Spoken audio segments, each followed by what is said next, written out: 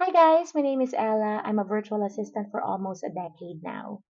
For today, I will be answering the most asked question that is how to become a virtual assistant or how did I become a virtual assistant? Before I answer that, make sure na naka-follow ka kasi ang next video after this, I will be helping you kung paano mo din masisimulan ang virtual assistant journey mo.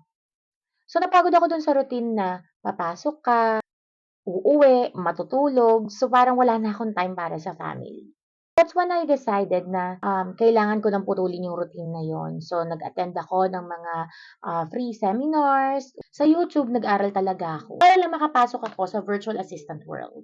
Tapos, I remember, I started with $1 na sahod. Kasi I thought, dahil galing ako sa call center and nagkaroon ako ng posisyon, madali na para sa akin na pasukin ang virtual assistant world. I was wrong. Ang pagpasok pala sa